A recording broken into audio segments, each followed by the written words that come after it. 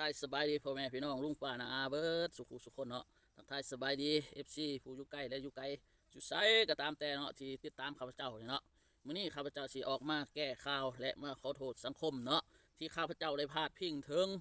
คนที่บ่ได้ฮู้อิโนอิเน่เนาะแล้วก็ขอโทษมายังหมู่คู่ทุกท่านที่ติดตามข้าพเจ้าเนาะเรื่องที่ข้าพเจ้าเฮ็ดคลิปเส้นว่าแต่งกินบ่เนาะล้างถ้วยช่วยทูช่วยเมียบ่จังซี่เนาะหรือว่าตัดฟืนบ่จังสิเนาะแล้วไปกระทบกระเทือนถึงจิตใจของผู้เบิ่งและผู้ชมหั่นนะข้าพเจ้าก็ความรู้บ่เท่าถึงการเนาะก็กราบขออภัยอย่าโทษเนาะหวังว่าคนลาวทุกท่านจะอภัยให้ข้าพเจ้าเนาะเพราะว่าคันข้าพเจ้าบ่เฮ็ดเวียกตัวนี้ก็บ่มีผู้ใดเฮ็ดเนาะก็เช่นว่าฟ้าฟืนจังสิเนาะบางคนก็มาคอมเมนต์ว่า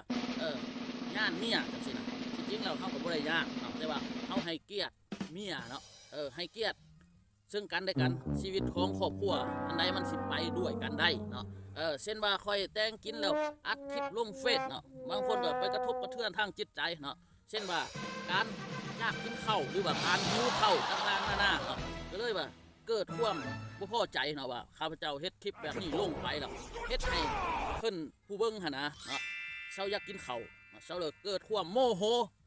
โกรธาดขึ้นมาเนาะอยากห้าเนาะแล้วก็มีคลิปที่ข้าพเจ้าล่างถ้วยสวยเมียเนาะล่างถ้วยไปแล้วก็เต้นไปนํบางคนก็กระทบจิตใจสำหรับคนที่เป็นผัวเนาะหรือว่าเมียเอาคลิปที่ข้าพเจ้าลงไปให้ผัวเบิ่งเนาะว่าต้องเฮ็ดคือลุงห้อยนี่แม่เป็นผัวเนาะ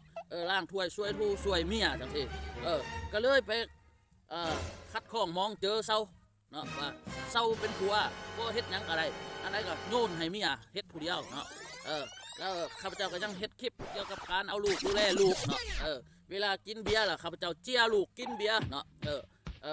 บรรดาผัวเมียหั่นบางคนเบิ่งก็คัดเจอเนาะคัดเจอเกี่ยวกับเป็นผู้ชายเป็นหยังต้องอุ้มลูกเจียลูกกินเบียร์ย่ามชุ่มแซวเป็นหยังบ่ให้เมียอุ้มเนาะเรื่องนี้ข้าพเจ้าก็สิมาอธิบายแนวนี้เนาะขอชี้แจงแบบนี้เนาะผู้ที่เป็นเมียนี่นะ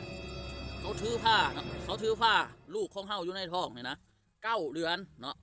เกิดออกมายังคล่ำของกินหอด6 เดือนบางคนหอดปีหนึ่งเนาะเขาบ่ได้กินหยังที่แซ่บๆที่บรรดาผัวหรือคนอื่นกินได้เนาะเขาได้คล่ำเพื่อยังเพื่อสุขภาพของเมียเพื่อยังเพื่อสุขภาพของลูกเนาะเพราะว่าลูกกินนมแม่เนาะอยากผัวบางคนก็สิกินนมเมียคือกันคลิปบรรดาคลิปต่างๆหน้าเนี่ยนะก็เลยไปคัดจิตใจของผู้มันบ่เฮ็ดหยังเลยนะเนาะก็เลยแบบไปคัดจิตใจถ้าเป็นแบบนี้ข้าพเจ้าก็ขอโทษขออภัยนำสังคมหลายๆเนาะแล้วก็ขอโทษขออภัยหมู่คู่ที่เบิ่งเนาะแต่ว่าบ่ยอมปฏิวัติตามจังซี่ก็ขออภัยหลายๆเนาะสิทธิของผู้ใดเฮ็ดก็ได้เนาะอันนี้ชีวิตครอบครัวมันจะได้อยู่ไปกันโดนๆเนาะแล้วก็มีวางคลิปที่ว่าข้าพเจ้าเลิกเวียกเลิกงานมาช่วยเวียกเพื่อนช่วยเวียกเพื่อนช่วยเมียนี่นะเฮ็ดเวียกเพื่อนช่วยเมียเนาะแล้วมีผัวเมียบางคนก็ไปเวียกแต่เช้าวีผมเปื่อยไปเนาะเสื้อน้ำมัน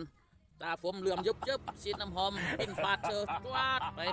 หอมเม็ดมือติดล้นคนนั้นนั่นน้ำหอมบินฟาดเนาะติดล้นคนนั้นแล้วไปแล้วก็พูดกับเพื่อนเนาะเครื่องเมียก็รีดให้เนาะเสื้อผ้าเมียก็ซักให้วันนี้ผู้เป็นเมียเห็นผัวไปการแล้ว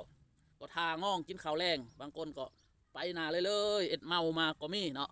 เรื่องนี้ก็เลยไปคัดจิตใจของผู้ที่เฮ็ดผิดเนาะเขาก็เลยว่าโจมตีข้าพเจ้าต่างๆนานาบางคนก็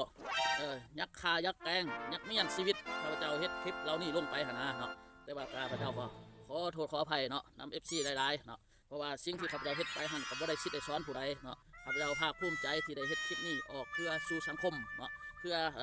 อยากให้ทุกคนเข้าใจเรื่องของชีวิตครอบครัวเนาะบางคนอาจจะซัพพอร์ตผัวบางคนอาจจะอยากให้ผัว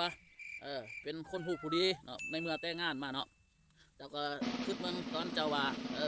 ตอนเจ้าอยากได้เขาหันแน่เนาะอยากแต่งดองแต่งงานของเขามีเจ้าผู้เดียวเนาะมีเกลือกินเกลือมีเอื้อกินเอื้อเนาะ